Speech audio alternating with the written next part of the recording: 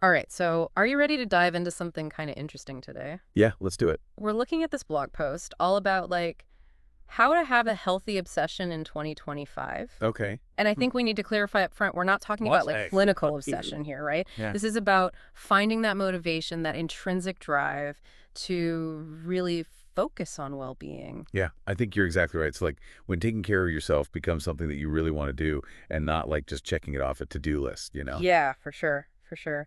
And the post is called 7 Tips on How to Become Obsessed with Healthy Lifestyle in 2025. Okay.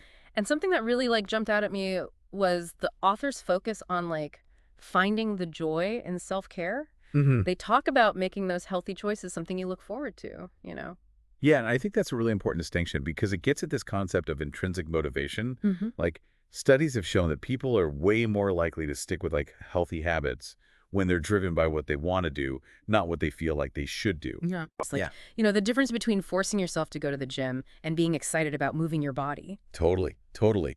So let's like break down these 7 tips. Okay. The first one is all about finding your why. Yeah. And the author talks about like wanting to have energy to play with their kids and Yeah. be a good role model. Hmm. It's about those deep values that make healthy living really meaningful for you personally. Sure. And having a strong why can be so powerful, especially when you hit those bumps in the road. Mhm. Having that internal compass to guide you back to your goals. Yeah, I love that metaphor. Okay, so tip number 2 is all about making healthy living fun, Okay. which I think is key. Yeah. The author mentions trying all kinds of exercise, like Yeah. hiking and yoga, and actually finding enjoyment in making healthy food. Yeah. It's about making those healthy choices enjoyable, not a chore. This actually perfectly aligns with the science behind habits. Yeah. Our brains are wired to seek pleasure and avoid pain. So if we can find ways to tie like positive emotions to healthy habits, we're more likely to stick with them. Makes sense. In fact, there's this cool technique called temptation bundling, where you connect something you enjoy with a healthy habit you're trying to build. Ooh, tell me more. So for example, you could only let yourself listen to your favorite podcast when you're on a walk. That's so smart. It's like tricking your brain into wanting that healthy habit. Exactly. I love it. And speaking of feeling good, the third tip is about celebrating those small wins. Okay. The author even talks about keeping a journal to track those small victories and really savor that accomplishment. Yeah, that's a great practice because it reinforces the positive neural pathways. Mhm. You're basically training your brain to see those small steps as wins, which keeps you motivated and Yeah. makes it easier to stay consistent. I like it. So we've got, find your, why make it fun? Celebrate small wins. Yeah. What about the people around us, though? Right. Well, that's where the fourth tip comes in, create a supportive environment. The author actually talks about how joining a running club was a game changer for them. Like they really found a sense of community and support. And it doesn't have to be a running club, right? Yeah. There's so many ways to create that kind of support. Oh, yeah, for sure. It could be as simple as telling a friend about your goals and having them check in with you, Yeah. or finding an online community of people who are into the same stuff. Totally. It's all about tapping into the power of social support. Mm. We are social beings by nature. Mm-hmm. And having that sense of belonging, of shared experience, can be huge when it comes to staying motivated and accountable. For sure, for sure. Okay, so tip number 5, make it a lifestyle, not a diet. Right. This one really resonated with me. Yeah. The author talks about ditching those restrictive diets and instead just focusing on nourishing their body with whole foods. Hmm. It's about, a long-term shift in your thinking, not a quick fix. And I think so many people fall into this trap of thinking healthy living has to be all or nothing. But really, it's about finding what works for you in the long run. Yeah. Instead of cutting out all the foods you like, focus on adding in more nutrient-rich options. I love that. And that leads perfectly into tip number 6, which is all about embracing imperfection. Okay. The author talks about being kind to themselves and seeing setbacks as opportunities to learn, not as failures. Mm-hmm. I mean, we're all human. We all slip up sometimes, but it's how we react to those slip-ups that matters. Right. This is where self-compassion comes in. Yeah. Instead of beating yourself up over a missed workout or an unhealthy meal, approach it with curiosity and understanding. Yeah. What can you learn from this experience? Exactly. And how can you better support yourself moving forward? So much healthier than that all or nothing thinking that can sabotage our efforts. For sure. Okay. Last but not least, tip number 7, find your passion within the realm of healthy living. Okay. The author talks about how they got really excited about plant-based eating and how that just kind of fueled their overall enthusiasm for taking care of themselves. I think that speaks to how important it is to align your health choices with your values and interests. You know, Hmm. when you find something that you're truly passionate about, it becomes so much easier to make those choices part of your life. Right. It doesn't feel like a chore anymore. Exactly. So we've gone through all 7 tips, and I'm already feeling inspired to like add a little more joy and intention into my own healthy habits. Hmm. But I am curious to hear more about the effects that author experience. They talk about like having more energy, sleeping better, feeling more confident. And what's even more interesting is that these benefits go beyond the physical. Hmm. The author also talks about improvements in their mental and emotional well-being, Like what kinds of things?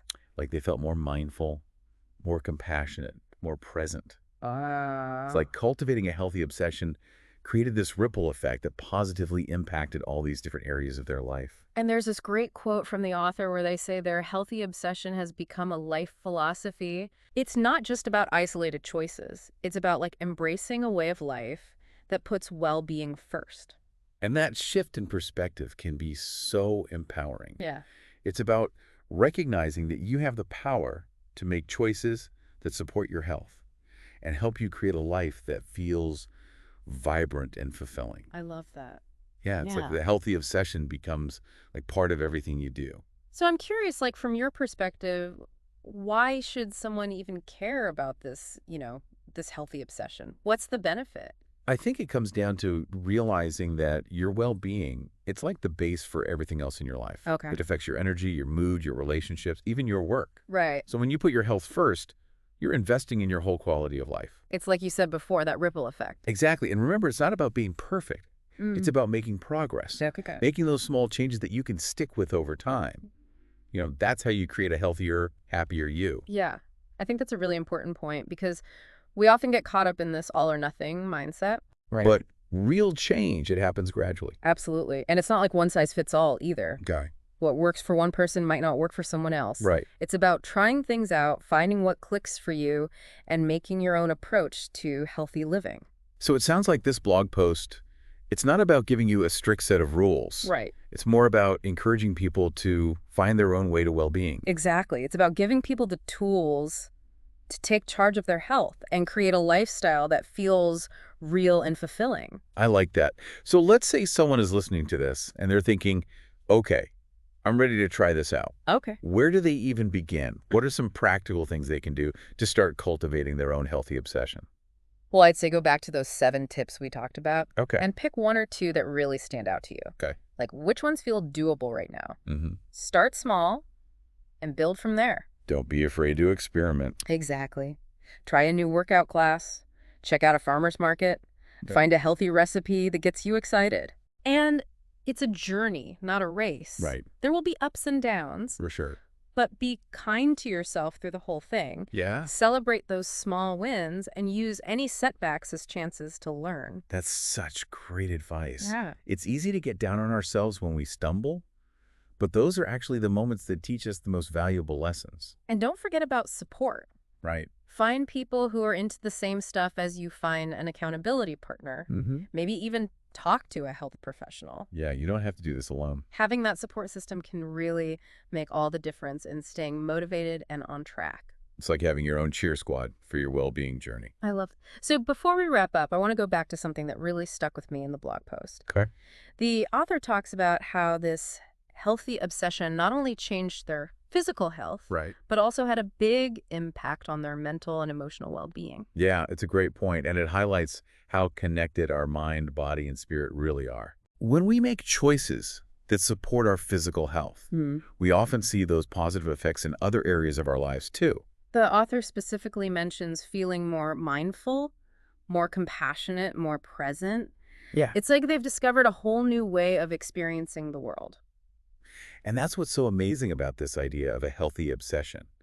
It's not just about achieving a certain body type or checking things off a list. Okay. It's about developing a deeper awareness of ourselves and our connection to something bigger. So it seems like this healthy obsession, it's less about reaching a specific goal Mhm. and more about going on this journey of self-discovery and growth. Yeah, it's about really listening to your body and finding what truly nourishes you, like on every level, physically, mentally, emotionally. I really like that perspective. So as we're wrapping up this deep dive, Okay. I want to leave our listeners with something they can actually do. Yeah, for sure. So here's a question to think about. What's one small change you could make today that you'd actually enjoy Right. that would help you start cultivating your own healthy obsession? It doesn't have to be a huge thing. Right. Maybe it's swapping that sugary afternoon snack for a piece of fruit, Okay. or taking a quick 10-minute walk during your lunch break, Mm-hmm. or even just adding some extra veggies to your dinner. Yeah, just take that first step, no matter how small it is, and let that momentum carry you forward. Exactly. Remember, this is your journey. Right. Embrace the process, try new things, have fun, and celebrate all those wins along the way. That's great advice. We're so excited for you to discover the power of a healthy obsession and to create a life that feels vibrant, fulfilling, and really meaningful. Keep exploring, keep learning, keep growing, and don't forget your well-being is worth it. That's it for today's deep dive. We'll see you next time for another exciting exploration.